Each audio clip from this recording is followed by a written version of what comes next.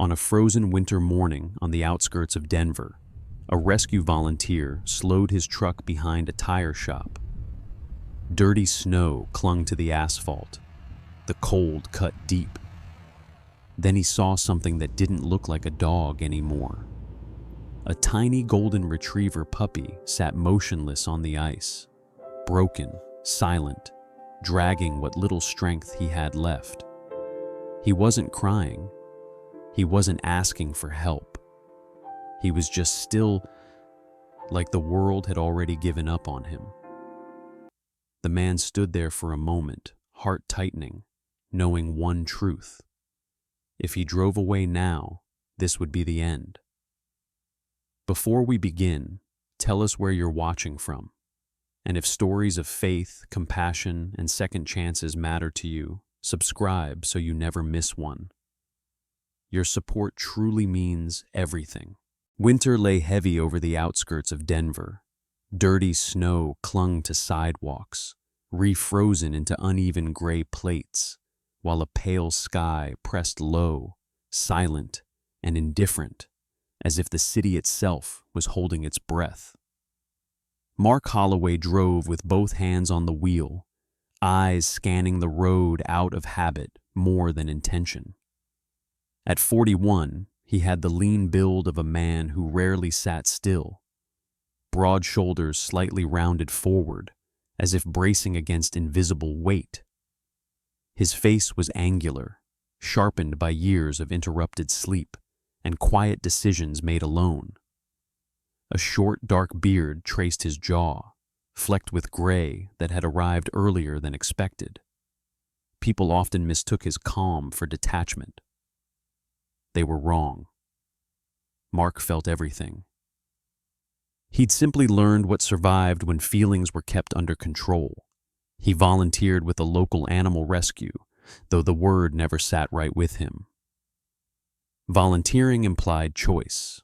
After the accident on I-70 years ago, the chained shepherd he reached too late, Mark stopped believing he had one. Since then, he answered calls automatically, especially in winter, when cold erased time faster than cruelty ever could. The call that morning had been vague. A man behind a tire shop said there was something weird near the dumpsters. Maybe a dog, maybe trash. Mark almost ignored it. Almost. He slowed as he turned into the back lot, tires crunching softly over ice. That was when he saw it.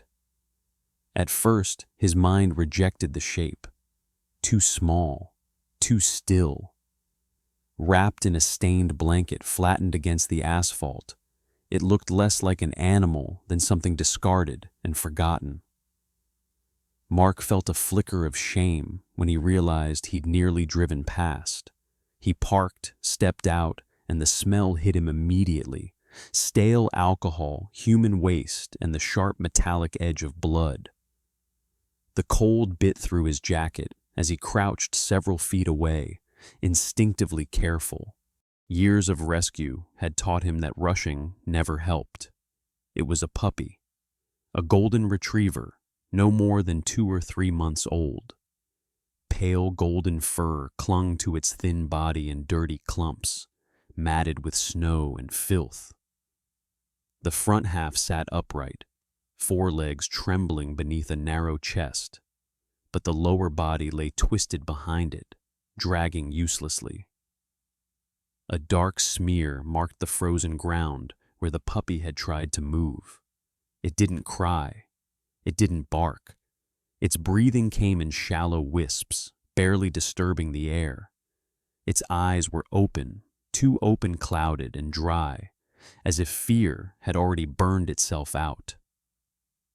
Mark swallowed hard. He had seen terrified dogs. He had seen aggressive ones. This was different. This was a creature that had learned stillness because nothing else worked. He spoke softly, voice low and steady. "Hey, buddy. It's okay. I've got you." No reaction. Up close, the injuries were unmistakable. one hind leg bent at an angle that made Mark's stomach tighten. The fur around the puppy's belly and thighs was soaked and raw, skin inflamed beneath. The blanket smelled strongly of alcohol, not spilled soaked. Someone had been close.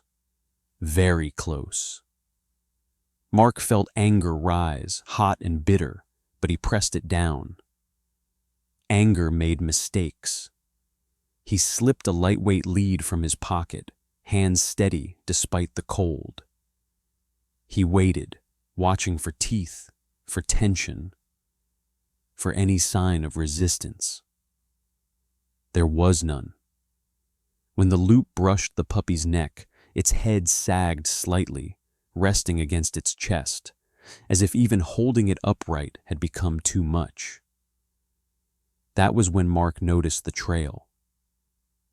A broken line through the slush feces, diluted blood, drag marks leading from the alley mouth to where the puppy now sat.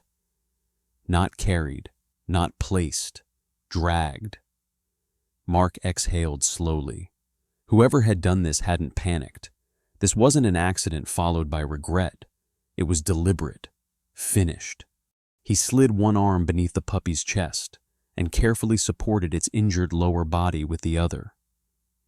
The puppy was shockingly light, all fragile warmth and angles. Its body trembled once, a reflex more than a response. As Mark lifted it, a sound cut through the stillness, metal scraping against metal. Mark froze. The noise came again, slower this time. Intentional. From the far side of the lot, behind the tire shop. Mark turned his head just enough to see movement between parked trucks. A man stood there. He was broad, middle-aged, wrapped in a filthy hooded jacket despite the cold. His posture sagged in a way Mark recognized immediately. Not exhaustion, but imbalance. His face was red and rough, eyes unfocused yet fixed on them. Even from a distance, Mark could see the tremor in his hands. The smell made sense now. They locked eyes. For a brief moment, something passed across the man's expression. Not guilt, not fear, but irritation. As if Mark had interrupted something private, something already concluded. Mark adjusted his grip on the puppy, angling his body protectively without stepping back. His pulse thudded, but his voice remained calm. "I'm taking him to a vet," Mark said evenly. The man didn't answer. He shifted, boots scraping the ice, gaze dropping to the puppy and back again. No concern, no surprise. The puppy let out a faint breath against Mark's chest, so weak it felt like a question. Mark took a single step toward his truck. The man moved too, not forward, just enough to block the alley exit. His jaw worked as if chewing words he couldn't shape. Alcohol carried on the cold air between them. Mark tightened his hold, stance open but ready, every instinct alert. He slipped the lightweight loop gently over the puppy's neck, moving slowly, giving the broken little body every chance not to panic. The puppy didn't resist. It didn't even lift its head. Then, from the far side of the parking lot, the sound cut through the cold. Metal scraping hard against metal, a heavy door being dragged open. Mark's body stiffened. He heard it again, closer now. Deliberate. Someone was there. Someone standing just beyond the reach of the weak morning light, watching. Mark turned sharply, heart dropping into his chest, and the scene opened there. The clinic lights were too bright for a body that had already learned how to disappear. Mark barely remembered the drive.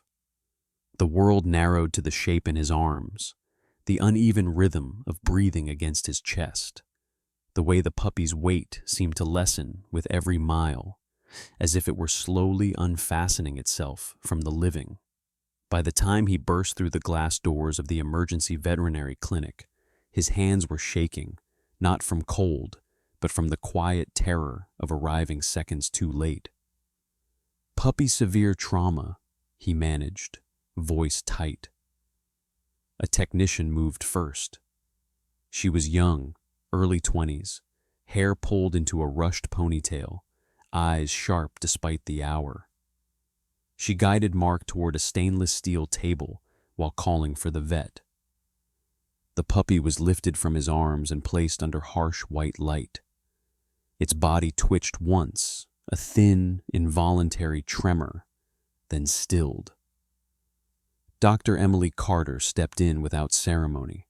She was in her late 30s, tall and lean, with dark blonde hair tied low at the nape of her neck. Her face was composed in the way people learn when they've had to deliver too many impossible truths. Fine lines traced the corners of her eyes, not from age, but from focus. She moved with efficient calm, hands already gloved, posture angled toward the puppy as if nothing else in the room existed. "Temperature?" she asked. "Low," the tech replied. "Very low." Emily's fingers traced the puppy's spine, then paused at the hindquarters. Her jaw tightened, just slightly.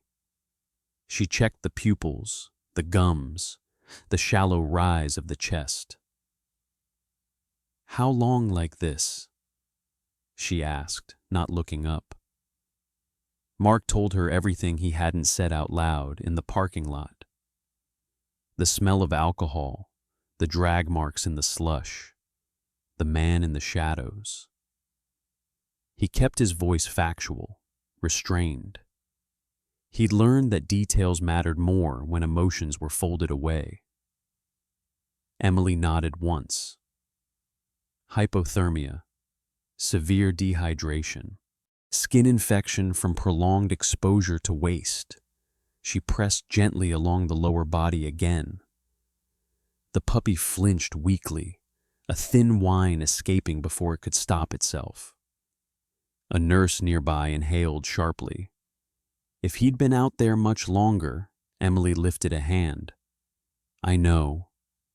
They worked quickly. Warm blankets, IV fluids threaded into paper-thin veins, pain medication delivered with careful restraint. The puppy's body shuddered once as the needle went in, then went slack again, as if relief and exhaustion arrived together. Mark stood back, arms crossed tight over his chest. He hated this part. The waiting, the watching, the way machines spoke more than the patient ever could. "Do you have a name?" Emily asked quietly. Mark looked down at the puppy, at the golden fur dulled by grime, the small face marked by streaks where tears might once have been. A life reduced to symptoms. "No," he said. Then, after a beat, "Sonny." The word surprised him when it came out. It felt almost reckless, hopeful, in a place that punished hope. But once spoken, it settled into him, warm and stubborn. Emily wrote it on the chart. "Sonny," she repeated, testing it. Then her expression shifted, just enough to signal the turn Mark had been bracing for. "We need to talk," she said. They stepped aside while the team continued working. Emily kept her voice low, professional. "The injuries to his lower body are significant. We don't yet know the extent of nerve damage. Infection is advanced. His organs are under serious stress." She held his gaze steadily. "There's a chance he won't respond to treatment." Mark nodded. He had heard this speech before, too many times. "If he doesn't improve within 48 hours, Emily continued, "we may have to consider humane euthanasia." The word landed heavy and familiar. She handed him a clipboard. The paper at the top was neatly printed, impersonal. Recommendation for humane intervention if condition deteriorates. Mark stared at it, pen unmoving in his hand. He thought of the shepherd on the highway years ago, of the promise he'd made to himself afterward, sitting in the snow with blood on his gloves, that next time he would fight harder. "Give him 48 hours, Mark said finally. His voice was steady, but something inside him was braced against collapse. ICU, fluids, antibiotics, pain control. If he quits, if he stops trying, I'll sign. But not before." Emily studied him for a long moment, not judgmental, measuring. "All right," she said. 48 hours. The clipboard went back onto the counter, unsigned. They moved Sonny into ICU. The room hummed with quiet machinery, monitors blinking like restrained stars. A heating lamp cast a soft orange glow over the blankets tucked around his small body. For the first time since the parking lot, Sonny's breathing evened out, just barely. Mark stood beside the kennel, fingers resting on the metal edge. The anger he'd been holding finally surfaced, not explosive, but deep and corrosive. Someone had watched this happen. Someone had chosen the bottle over a living thing that trusted them. Emily joined him again, voice softer now. "We'll do everything we can." Mark nodded, eyes fixed on the rise and fall of Sonny's chest. "I know," he said. But as he stood there, listening to the machines speak for a puppy who couldn't, he understood the truth he never said aloud. Sometimes doing everything still wasn't enough.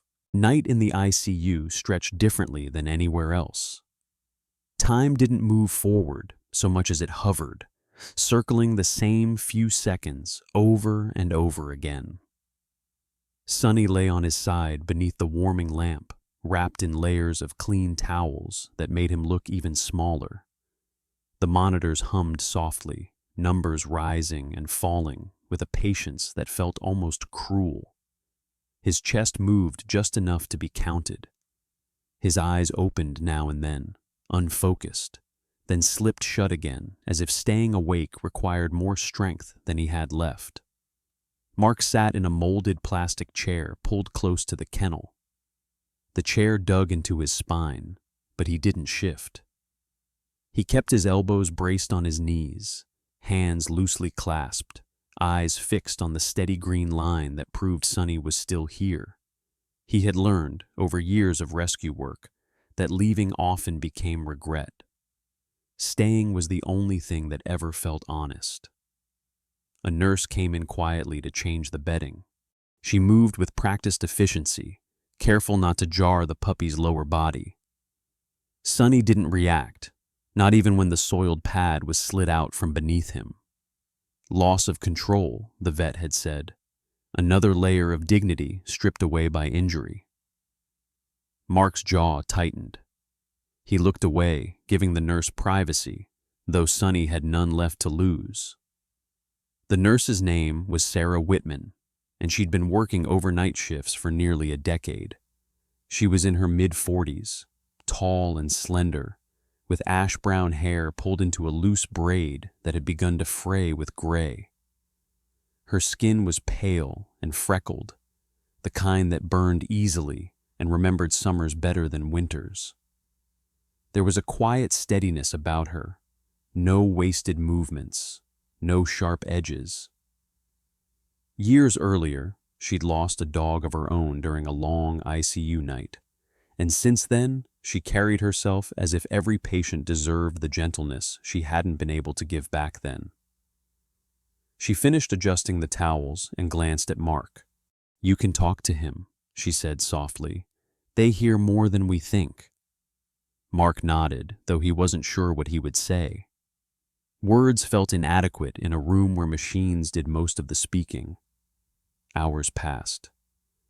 The clinic settled into its nighttime rhythm, phones silent, footsteps rare, the world outside reduced to darkness and snow. Mark watched the monitors the way some people watch tides, searching for meaning in small movements. He told himself he wasn't praying. He didn't believe in bargains. But he found himself counting breaths anyway. Just before dawn, Dr. Emily returned. She looked tired now. The kind of tired that settled into the shoulders and stayed there. She reviewed the chart, listened to Sonny's heart, checked his reflexes. Her face didn't reveal much, but Mark had learned to read pauses. His body is enduring, she said finally. Barely. The question isn't whether we can keep supporting him, it's whether he wants to stay. Mark swallowed. How do you tell? Emily met his eyes. Sometimes they tell you. She stepped back, giving him space. The room felt suddenly smaller. Mark stood and leaned closer to the kennel.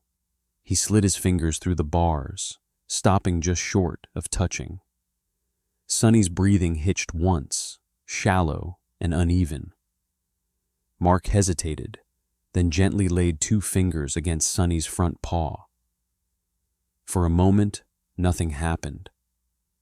Then, so lightly Mark almost missed it, Sonny's toes curled. His paw shifted, sliding forward until it rested against Mark's fingers. There was no strength in it, no intention anyone else could have measured. But Mark felt it unmistakably, a response, not a reflex. He held his breath. Sonny's paw stayed there, warm and fragile, as if the puppy had reached back from wherever he'd been drifting and anchored himself to the present. Mark's throat tightened. He didn't speak. He didn't move. He just stayed. Emily watched from a few feet away. She didn't interrupt.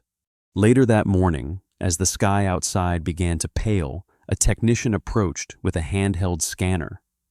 He was young, clean-shaven, with tired eyes, and the cautious manner of someone new to delivering bad news. "We found a microchip," he said quietly.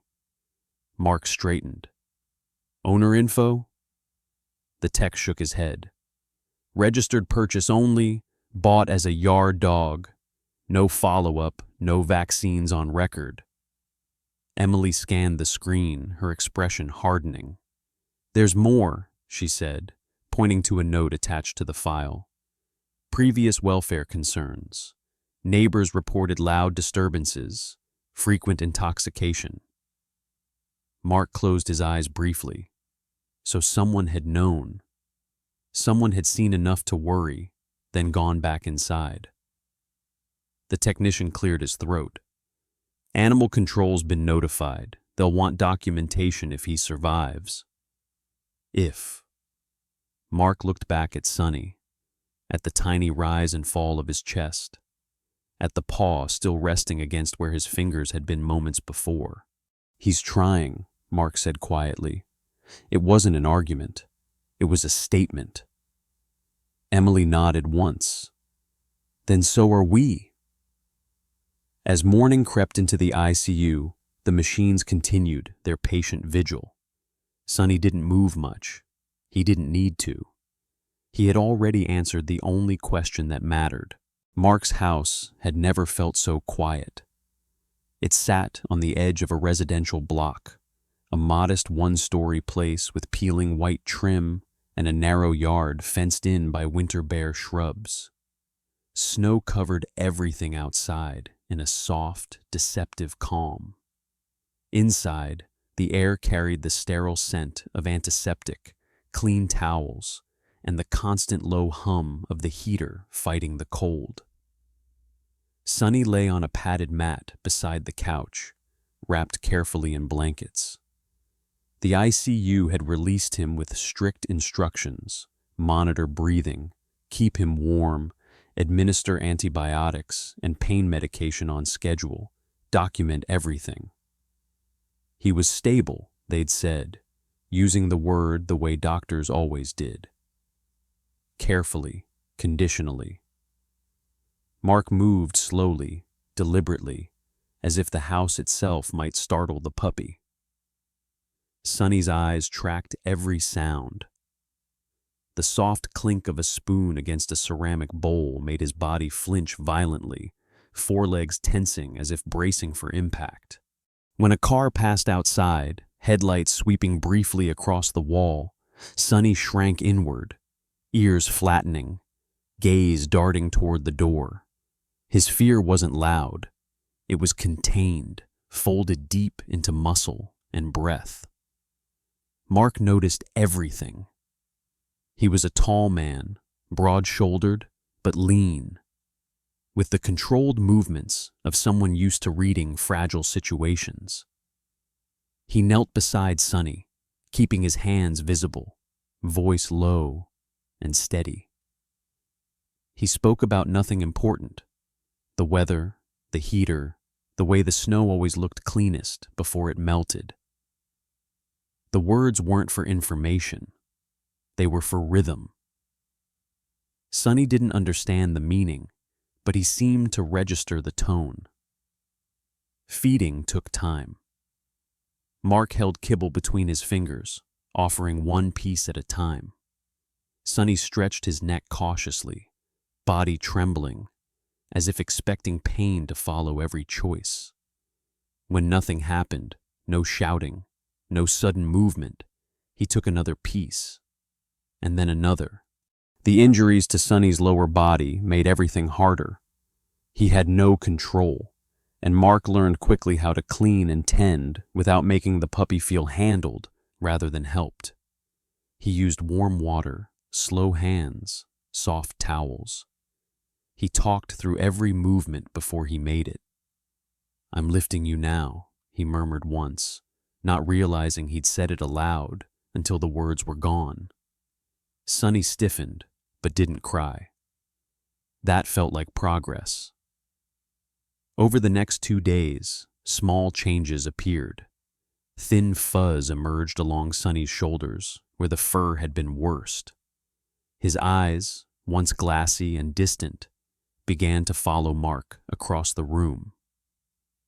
Sometimes, when Mark sat on the floor near him, Sonny's breathing slowed just enough to suggest rest rather than exhaustion. Mark didn't allow himself to celebrate. He slept on a mattress dragged into the living room, keeping the lights dim. At night, every creak of the house drew Sonny's attention. When the heater clicked on suddenly, Sonny startled so hard his forelegs scraped the floor. Mark woke instantly, heart pounding, only to find the puppy frozen in place, eyes wide, waiting for something that never came. "You're safe," Mark whispered, though he knew safety wasn't a switch you flipped. On the third evening, the shift happened. It started subtly. Sonny refused food he'd taken willingly that morning. His breathing grew faster, shallow, and uneven. Mark placed a hand near his chest, careful not to touch too much, and felt heat where there shouldn't have been. When Sonny tried to shift position, a sharp sound escaped him, half whine, half breath. Mark's stomach tightened. He took Sonny's temperature twice, hoping the first reading was wrong. It wasn't. Sonny's body trembled, pain radiating through his injured lower half despite medication. The infection they'd warned about, the one buried deep beneath tissue damage, had found its opening. Mark didn't hesitate. He wrapped Sonny carefully, supporting his body the way he'd practiced, and carried him back to the truck. Snow fell harder now, thick flakes blurring the streetlights as if the night were closing in. The drive back to the clinic felt shorter and longer at the same time. Inside the emergency entrance, familiar faces turned sharp with recognition. The warmth, the smell of disinfectant, the rush of movement. Everything came back too quickly. Dr. Emily met him halfway down the hall. She looked composed, but Mark saw the concern in the set of her mouth. "Fever?" she asked. Yes, Mark said, and pain's worse. Emily nodded. Let's get him back to ICU. They moved efficiently, practiced, antibiotics adjusted, fluids increased, oxygen added. Sonny lay quiet under the lights, eyes dull again, body working far too hard for something so small. Mark stood at the edge of the room, fists clenched at his sides. He'd known this was possible. He'd been warned. But knowing didn't make it easier to watch Sonny slip backward after fighting so hard to move forward. Emily approached him once the initial measures were in place. This isn't because you took him home, she said firmly, as if reading the thought on his face. This infection's been there. His body finally had enough strength for it to push back. Mark nodded, jaw tight.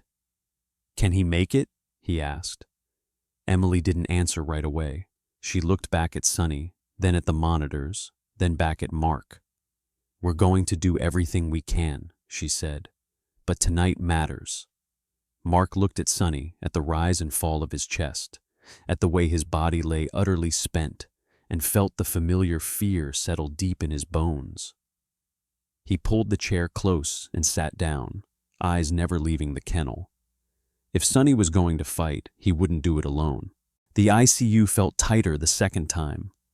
The machine sounded louder, the lights harsher, as if the room itself remembered Sonny and refused to pretend this was just another case. He lay beneath the oxygen line, chest rising unevenly, his small body trembling despite the warmth. The infection had spread fast, too fast for comfort, and the numbers on the monitor refused to settle into anything reassuring. Mark stood beside the kennel, hands pressed flat against the metal rail, knuckles pale. He recognized this fear. It was different from the panic of discovery, sharper than the helplessness of waiting. This was the fear of knowing exactly what could be lost. Dr. Emily Carter spoke quietly with the night team, her voice controlled but urgent. She had changed out of her earlier coat. Now she wore a faded scrub jacket with the sleeves rolled up, revealing forearms marked by faint scars from years of animal work. When she finally turned to Mark, there was no cushioning in her expression. The inflammation is advancing, she said. It's deep, likely seeded from the original trauma. We're adjusting antibiotics and increasing support, but I need to be honest with you. Mark nodded once. He didn't trust his voice. If we can't control this, Emily continued, there's a real risk of permanent loss of function in his lower body, and if it overwhelms his system. She didn't finish the sentence. She didn't need to. Mark closed his eyes briefly. He pictured Sonny in his living room, breathing slower for the first time, the thin fuzz returning to his shoulders, the way his eyes had followed movement like he was relearning how to belong to the world. I know, Mark said quietly. Just do what you have to do. Emily held his gaze. We are. Hours passed in fragments. A nurse adjusted lines. A tech whispered updates. Sarah Whitman appeared briefly, her braid loosened, dark circles under her eyes deeper than before. She placed a gentle hand on Mark's shoulder, said nothing, and moved on. There were some moments that didn't need words. Sometime near midnight, Mark's phone vibrated in his pocket. He almost ignored it. The screen read, Animal Control, Denver. He stepped into the hallway before answering. The woman on the line introduced herself as Detective Laura Mendez. Her voice was steady, practiced, with a faint rasp that suggested too many late nights and not enough patience for excuses. Mark pictured her immediately, mid-40s, dark hair pulled back tight, sharp eyes that missed very little.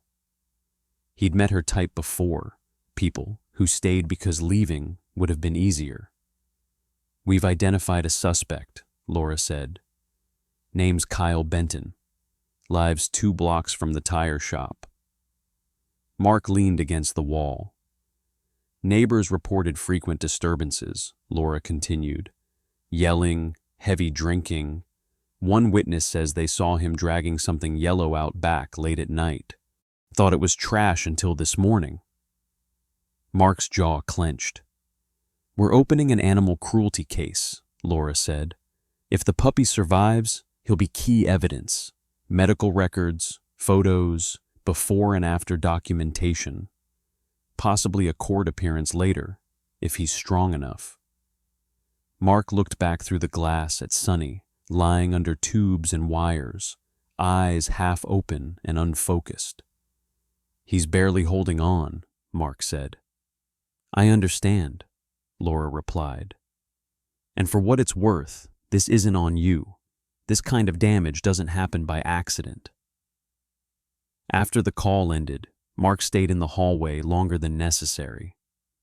The word evidence echoed in his head, cold and impersonal. Sonny wasn't a case file. He was a living thing that had already given everything he had just to stay alive. Back in the ICU, Sonny shifted weakly, a tremor running through his forelegs. His eyes drifted, unfocused, back toward that faraway place Mark recognized too well, the same emptiness he'd seen on the asphalt. Mark pulled the chair closer and sat, leaning forward. "Hey," he said softly. "I'm here." Sonny didn't respond. Emily approached again near dawn, reviewing updated labs. Her shoulders sagged slightly, just enough to betray the weight of the night. "There's no miracle yet," she said, "but he's still fighting. Barely. This next window matters." Mark nodded. "I know." She hesitated, then added, "If he pulls through this, there will be a long road. Therapy, adaptations, maybe wheels." Mark didn't hesitate this time. "That's fine." Emily searched his face, perhaps looking for doubt or fear of commitment. She didn't find it. As the sky outside lightened from black to gray, Sonny's breathing steadied just enough to be counted without leaning close. It wasn't improvement, not yet. But it wasn't retreat either. Mark rested his forearm against the kennel, close enough for Sonny to feel his presence, if not his touch. Somewhere beyond the clinic walls, paperwork was being filed. Statements recorded, a name, Kyle Benton, written into an official report. Inside the ICU, none of that mattered yet. What mattered was whether a broken golden puppy, shaking under oxygen and pain medication, could find the strength to stay tethered to the world for one more day. Mark watched, silent and unblinking, knowing that real justice, could only exist if Sonny survived long enough to demand it. The third morning in ICU arrived without ceremony. The machines hummed the same way they always had, but something in the room felt different. Not hopeful, not calm, just shifted, as if the air itself had loosened its grip. Sonny lay on his side beneath the warming lamp, eyes half open, breath shallow but steady. The infection that had threatened to pull him under was finally responding. Slowly, reluctantly. His body was still exhausted, still fragile, but no longer losing ground by the hour. Mark stood at the kennel, shoulders tight, afraid to believe what the numbers suggested. He had learned caution the hard way. Too many times, improvement had been temporary. Then Sonny moved. It wasn't dramatic. No sudden surge of strength. Just a small, determined tension through his chest. His front legs braced against the bedding, trembling violently as he tried to lift himself. His lower body lagged behind, useless and painful. But Sonny didn't stop. He dragged himself forward an inch, then another, jaw clenched in a silent effort that had nothing left to give. Mark's breath caught. Dr. Emily Carter froze mid-step. She crouched quickly, eyes sharp, tracking every movement. Sonny's forelegs shook harder, his body collapsing back down with a soft, defeated sound. But he had tried. That was enough. Emily straightened, something in her posture changing. "The crisis is breaking," she said quietly. "He wouldn't do that if it wasn't." From that moment, the language shifted. If became when. Antibiotics continued. Fluids tapered carefully. Plans replaced contingency. Sonny was transferred out of critical ICU and into recovery, where physical therapy was discussed openly, long-term, patient, adaptive. Wheels were mentioned, not as a sentence, but as a tool.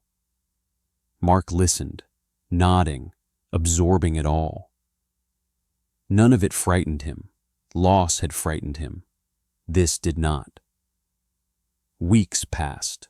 Winter held on stubbornly, ice lining the streets of Denver long after the holidays had faded.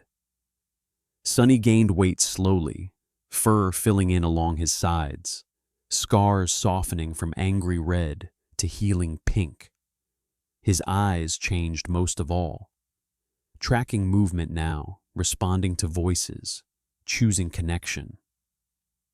When the court date arrived, the cold cut deep. Mark carried Sonny through the courthouse doors, his breath fogging in the air.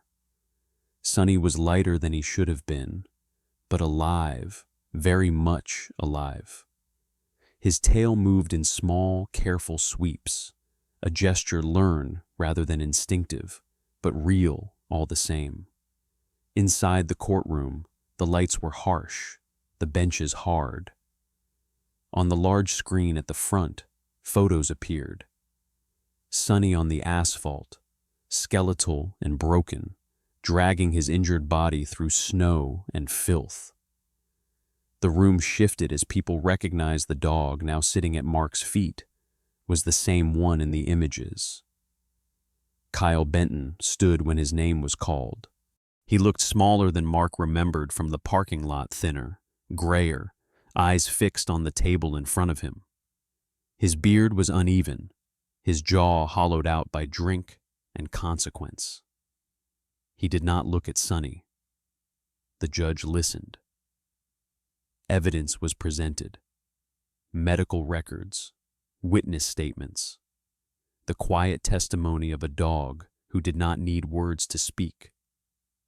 The ruling was firm. A ban on owning animals, mandatory treatment, penalties imposed under state law. It did not undo the damage, but it drew a line. Outside the courtroom, as paperwork was finalized, Sonny lay stretched out on the cool tile floor, head resting against Mark's boot. His breathing was calm. The world, for once, was not pressing down on him. That was when Sarah Whitman approached. Out of uniform now, she looked different. Soft gray sweater, jeans, hair pulled back loosely instead of braided. She was tall and slender, her movements careful, but not hesitant. Her skin was pale, marked by years under hospital lights rather than sun. Beside her stood a boy of about 14, shoulders drawn inward, hands tucked deep into the sleeves of his hoodie. "This is my son, Eli," Sarah said quietly. "He struggles with anxiety."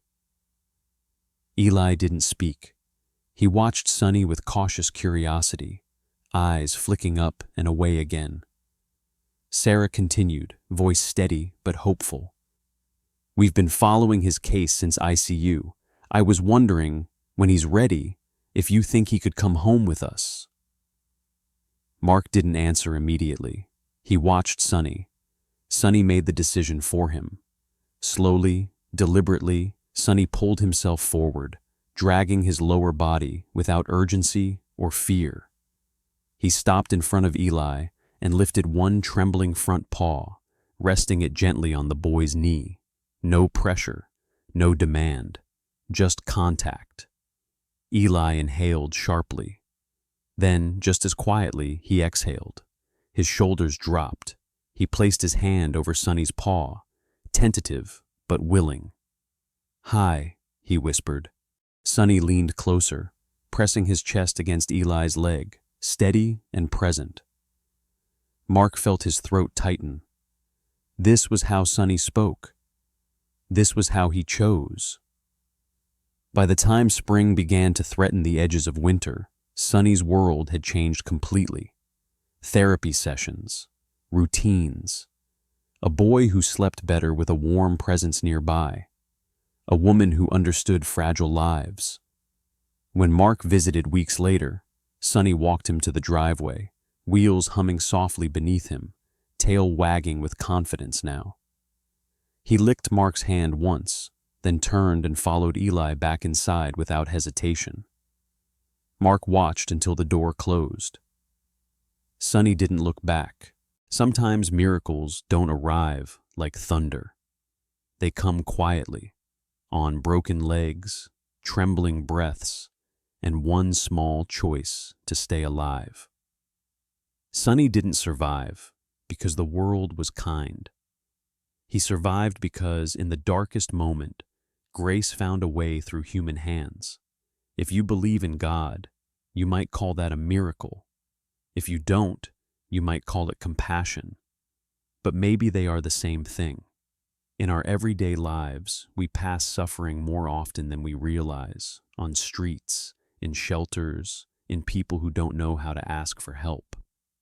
Most of the time, we're tired, busy, afraid we can't change anything.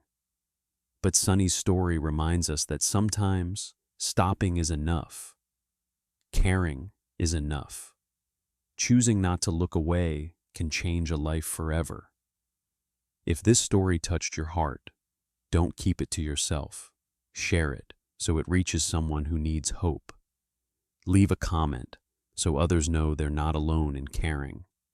Subscribe to this channel so more voices like Sonny's can be heard. And wherever you are, whatever you believe, may God bless you for watching, for feeling, and for choosing kindness. May He protect your loved ones, strengthen your compassion, and guide your steps toward the next soul that needs you. Sometimes the miracle isn't what we save. It's who we become when we choose to try.